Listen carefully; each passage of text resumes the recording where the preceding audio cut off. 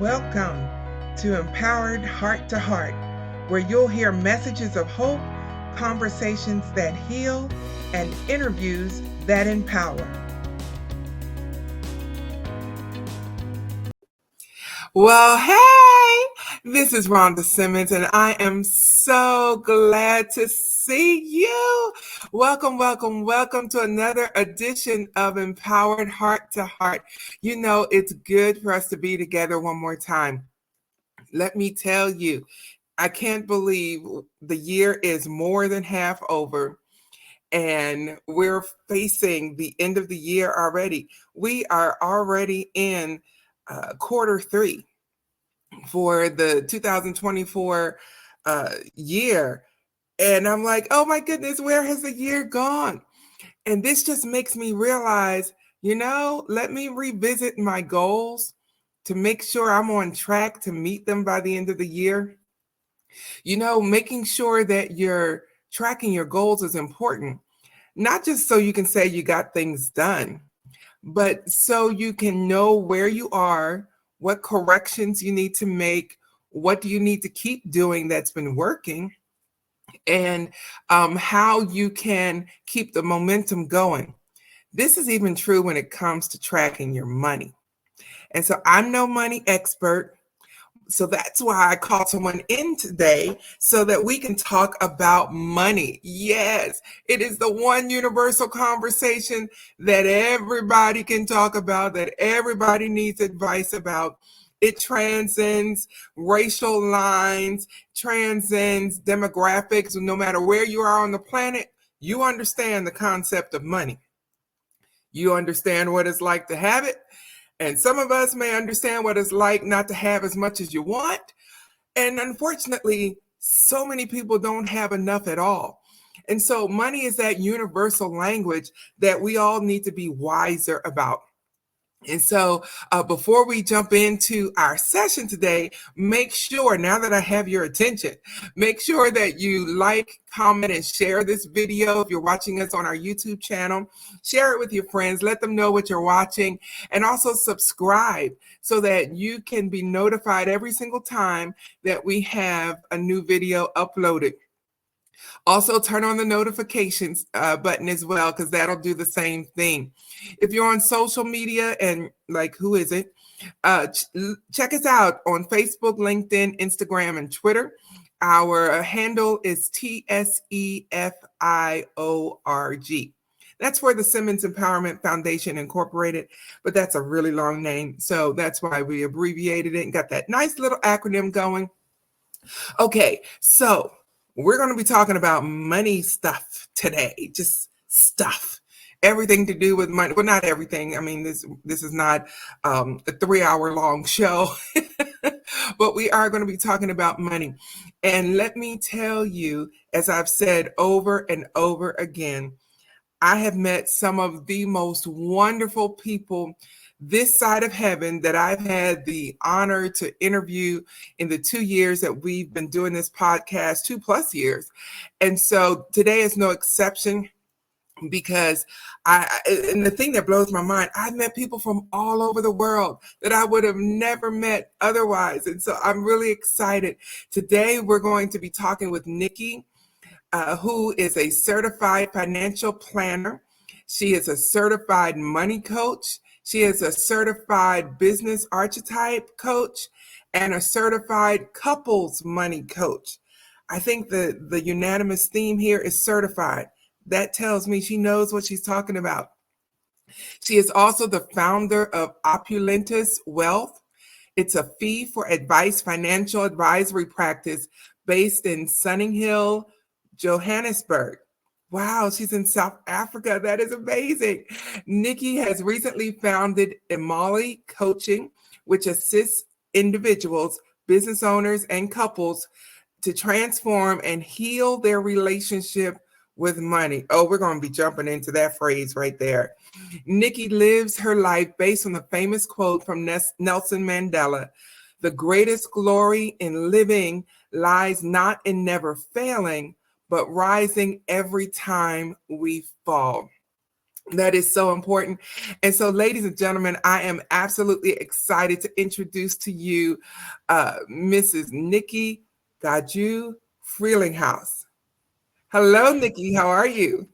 Hi, Dr. Rhonda. Hi, everyone. I'm fabulous. How are you doing? I am wonderful. Thank you so much for joining us on the show today. This is exciting, and the topic is even more exciting to me. Wow. So, how did you get into this specific line of work? Out of everything you could have done with your life, how did you arrive here? How much of time do you have, Dr. Rhonda? Well, you just start and we'll just keep going. Awesome. Let me give you a quick version. So, about 9 years ago, I decided to hand in my corporate key card and leave the corporate world to start up my own wealth management practice, being Opulentus Wealth. And the practice has been successfully running for the last 9 years. Now, what brought a huge change or a profound change in my life that left me with a great deal of questions and lots of whys was the COVID 19 pandemic. Now, I guess wherever we were in the world, this brought a great deal of uncertainty, a great deal of fear, and a lot of mixed emotions. Now, being a certified financial planner, my key role is to assist clients by managing their investment portfolios.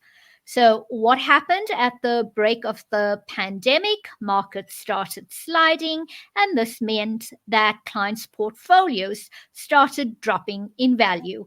So, what would a responsible financial planner do? Contact your clients, chat to them about the portfolios, and make some big decisions around the future of their investment portfolios.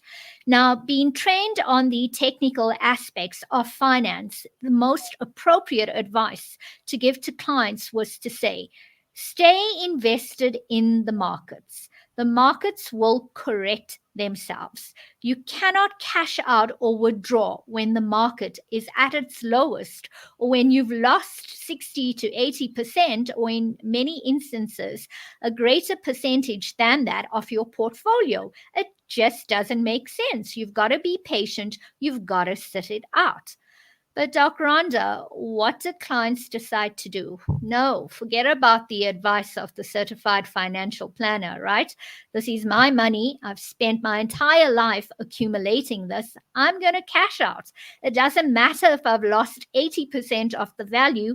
I'd rather have 20% in hand than nothing at all. And clients proceed to ignore my advice and do whatever they wanted to. And I found myself looking inward and deeply introspecting and asking myself, is this what I want in terms of business, in terms of my career? Because at that point in time, I thought I pretty much knew my why, which was to serve and assist clients through the work that I did. And I found myself questioning my why, and a whole lot of things were happening in my mind. My introspection and research led me to the doorstep of the Money Coaching Institute in the States. I spent some time researching their programs, and that is where I studied all my money coaching certifications. So, there is the money coaching for individuals, the business archetypes coaching, which is money coaching for business owners, as well as the couples money coaching. So, I did that over the last 3 years, and what that equipped me with is skills to understand the behavioral, emotional aspects around money and what drives clients' emotions and behaviors when they make decisions around money. I founded my second practice, Imali Coaching, last year sometime, and within that practice, we purely focus on assisting clients understand their thoughts, behaviors, emotions, patterns around money, and find ways to heal it and assist clients rewrite their money stories. Wow, that is amazing. That is really amazing. And you ended right at the right place because your phrase about healing people's relationship with money is an interesting one, because it's almost like when you say healing, are we broken? Are we diseased when it comes to money? Can you expand upon what you mean about healing their relationship with money? Sure. So I'll look at it from a wider perspective and then I'll just bring it closer to home, being South Africa. So, Dr. Rhonda, it depends on what level of mindfulness a person is at.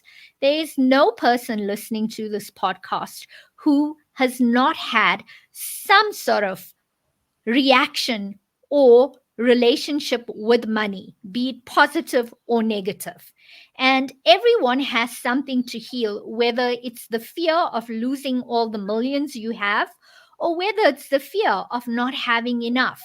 Every single person out there has some sort of money issue if they're quite honest about it.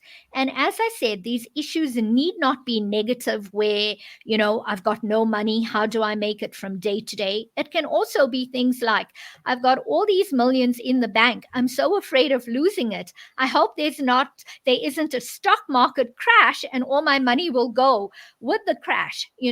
So everyone has some sort of aspect around money which requires healing if they're honest enough. Bringing it back closer to home, here in South Africa, we a very unique country where we have legacy issues which come from the past and political things like the apartheid era. So South Africans find themselves with far more deeper money wounds and money trauma that they need to look at healing, because these are things that have been passed on from generation to generation. Wow. Wow. What strong language that you're using. And the reason why I say that, I am an educator by profession. And so vocabulary is important to me. And I was literally writing down some of the things you just said about legacy issues and money wounds and money trauma. And even though in our country, in the United States, we have no, um, we can't speak to the experience of apartheid that your country has experienced, but I think we can talk about the fact that many of us do have some legacy issues where within our families, some people grew up with families where the measure of success was, can we make it from paycheck to paycheck without anything being shut off, and without, with making payments on all of our bills and all of that kind of things, and just Yes. having that mindset. And because here's the thing, we've been talking all of July about transformation, specifically in the areas of mindset, execution, and accountability. And what I hear you really pinpointing is the mindset factor. Right. Um, and so, how do you break free from what you've always known? It's almost like we're creating something out of nothing. How do you break free from the traditions of the past, the traumas of the past? How do you do that?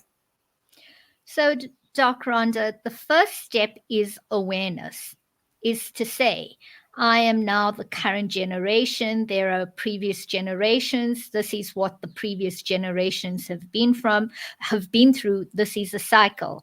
This is where I'm at. Do I continue or do I break the cycle?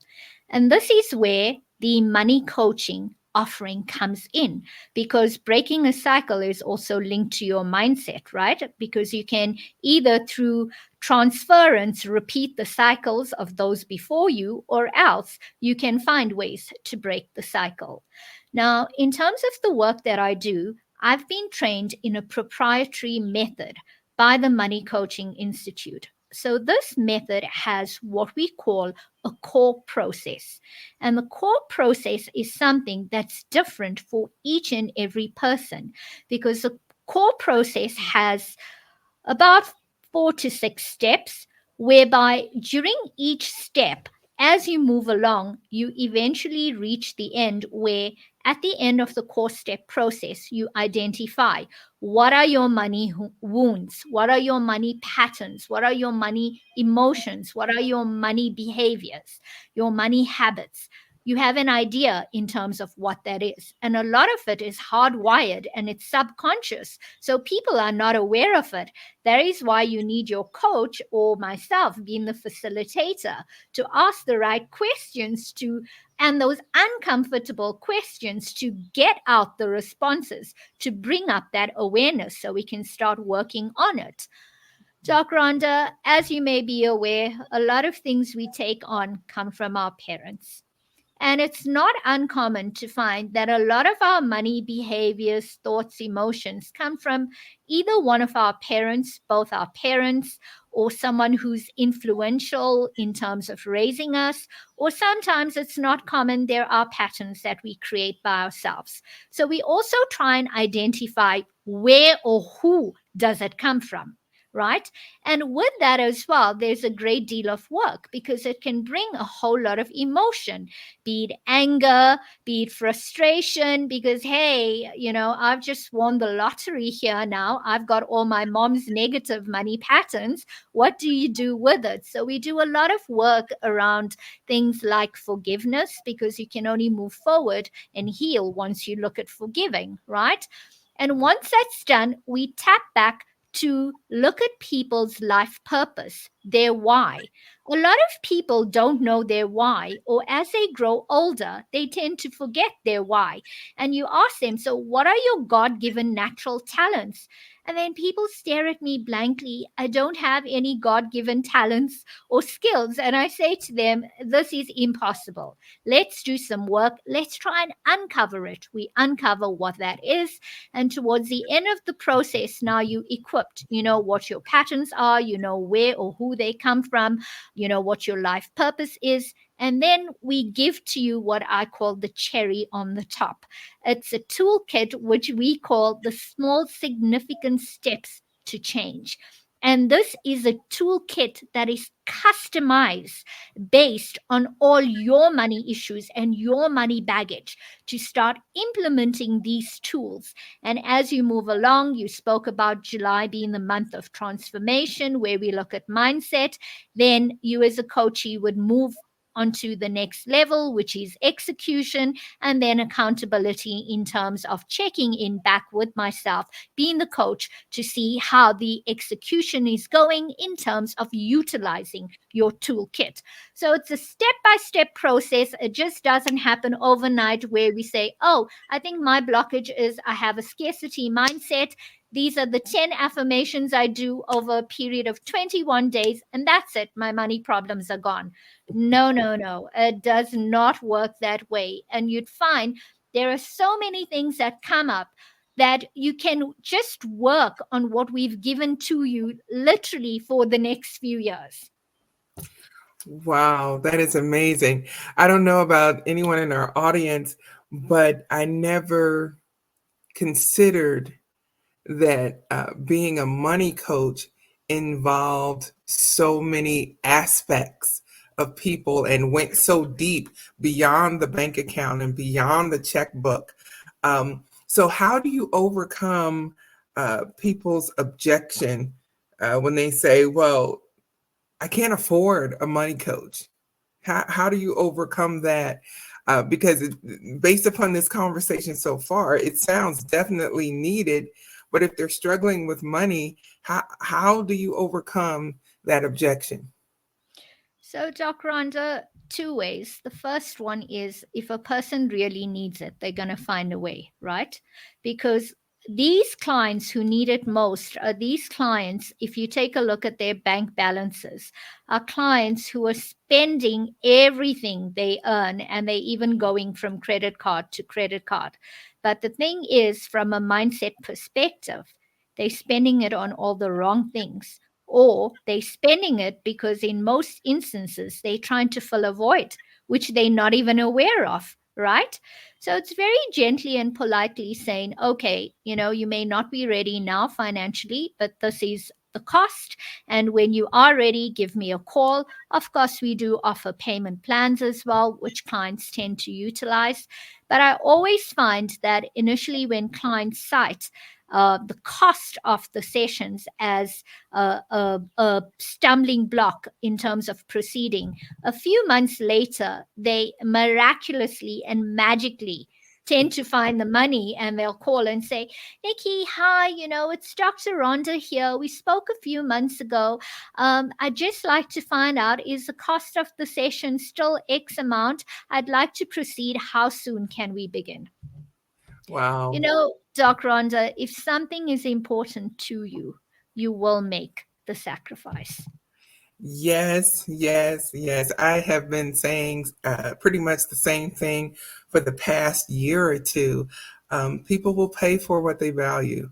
I've seen Correct. people, stepping out of unfavorable living conditions in red bottom shoes and a Louis Vuitton bag, but yet they're living in subpar housing, and you're like, really? It just, Where are your priorities, exactly, And that exactly. in itself, I mean, that example, Doc Rhonda, I mean, if I can tell you from an analysis perspective as a money coach, that speaks volumes about those individuals in Yes. terms of their money values, their emotions, the potential voids that they're looking at filling, things like their scripts. You can see money status is very high up there for them in terms of appearance, right? But Right. hey, accommodation's not that important. Wow. Wow. I tell you, when I set the theme for this month, I had no idea the depth that I would go on with the various speakers because it's so important. I find in my line of work as a coach, people do want change. They just don't want to go through the process. They don't want to pay the price of change, whether the price is financial or intangible. They don't want to go through that process of change. And so, Doc what were you about Rhonda, to say? Hmm. sorry, just to add to that, you were quite right. And I find that it's all about readiness. You know, how ready are you to embark on this journey, not only financially, but in terms of a growth perspective? Because any coaching journey means that you are going to have to grow. You are going to have to let go of some things. You're going to have to introspect. And that is where clients are not willing to do the work because, hey, habits are easy to slip back into. Habits are nice, right? It doesn't matter how toxic and destructive they may be. Right, right, absolutely. And I believe you provided a link that I'll place around the description of this video and podcast to a resource that you have available to anyone. Can you describe that resource to us? Sure, Doc Rhonda. So it's actually a complementary resource. And the core process that I spoke about earlier on, we request that all coachees take this money archetypes quiz. So, money archetypes are just simple metaphors which look at, or money personalities, which just look at your different thoughts, emotions, behaviors, etc. So it is something that you do on our website. I will get the results. You will get the copy of the results. And we offer all clients a 30-minute Zoom complimentary session whereby I will take you through your archetypes and show you how your archetypes have either been positively contributing to your money situation or ways where they have been totally toxic and destructive towards what you're going through in terms of your money situation. Yes, yes. Sounds great. I may even take it myself. And that Wonderful. yes, I would love to know. But that kind of leads me to my last question. You mentioned Sure. that you're in South Africa. I mentioned I'm in the United States. Thankfully, our podcast has gone global. And so I've got people downloading episodes all over the world. Can you speak to the universality of what you do? Because, every country has its own money Sure. system. And how is your coaching applicable to anyone, anywhere, and it still be effective? Very interesting question, Doc Rhonda. And just a comment before I respond is that even though I am South African based, most of my clients are actually overseas. So I work with clients from the States, from Europe, England, Australia, New Zealand, the United Emirates, because why not South Africans? I don't know. I don't know whether they're ready or not ready, or what the block is, but it's very universal in the sense that money is a universal language. You said it when you opened up the show. It's a universal language. I'm not speaking to you about your 401k in the States or retirement annuity as what it's known in South Africa. No, not at all. All we're speaking about is the universal concept of money. What are your hardwired money patterns? What are your thoughts, emotions, behaviors around money? Where do they come from? Is this things that are keeping you awake at night? Are you living from paycheck to paycheck and you don't know why? Are you in a situation where you are in a money generational cycle, where you are now the current generation and you have two choices? You either continue to repeat the money cycle from the past, or alternatively, you try and do something new. And what is the something new? The something new is working with a money coach to support you to identify those hardwired money emotions, patterns, behaviors, etc., and provide you with a toolkit to move past that and rewrite your new money story. Wow. Wow. Nikki, this has been an amazing time together.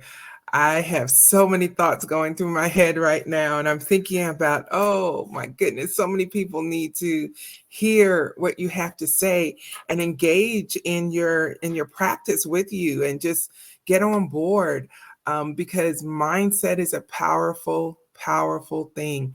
And I'm just so excited about you being here today. And thank you so much. I appreciate your time and all of your wisdom and input. Dr. Rhonda, thank you so much for the honor and privilege to be part of the show today. It's been absolutely amazing, and looking forward to engaging with you in the future. Absolutely. If you will just hang out just for a minute, I'm going to wrap up the show and I'll be right back with you. Okay. Wonderful. Ladies and gentlemen, wow. Wow. Nikki went deep. I don't care what country you're from. She went deep, y'all. And we didn't even talk about the whole couples part of finances. Oh, we'll just have to bring her back and talk about that. But oh my goodness, so many things were going through my mind. I was thinking about my own habits when it comes to money, and how we deal with stress and how we deal with issues in life. And for example, I remember years ago, we're not going to say how many, but years ago, something triggered me. I got so angry. Yeah, I did. It was just a hot mess drama. You know how life gets. And I remember I jumped in the car and drove as fast as I could. Yes, as fast as I could to the mall. And in an hour's time, I must have spent the better part of $1,000 on clothes. Now, provided they were good clothes and I got good quality. But the bigger lesson is that it was a trigger response. It had nothing to do with what I was dealing with at the moment. It didn't fix a thing. It didn't. I mean, I looked good. I had great, attire, but still, that was not the point. And so if I had had a money coach in my life at the time, then I could have relied upon her toolkit, or different strategies, coping strategies that we could have worked through so that in times of crisis, I'd have alternative methods of dealing with life stresses. There is nothing anyone can do to stop life from lifing, as they say. Things happen, things go wrong, but we need the right tools in our toolbox so that we know how to deal with these situations as they arise in ways that won't cause us future damage. Could I have done something else with that $1,000? Obviously. That would have been more productive. Oh, I could have done something like invested. There's a thought. But like I said, it was years ago. I was younger and not as smart. And so it's important that we connect with coaches. This is why you need a coach, because your coach is not tied to your stressors. There's not that emotional connection like if you're talking with a family member or loved one. Your coach can tell you the truth, in kindness, in love, in respect and honor and all of that, but your coach will tell you the truth. And so you need a coach. And if you need a financial coach, click on the link around this video or around this podcast so that you can reach out to Coach Nikki and see what she has to offer. Because I'm telling you, as you heard today, you're not dealing with a novice. You're dealing with someone with years of experience, which understands the power and the mindset behind money. It's more than just the dollar or the yen or whatever your country's money system is. It's more than that. And so get a coach, reach out to Coach Nikki. And so until the next time, be blessed, be encouraged, but most of all, be empowered. And I'll see you on the next edition of Empowered Heart to Heart.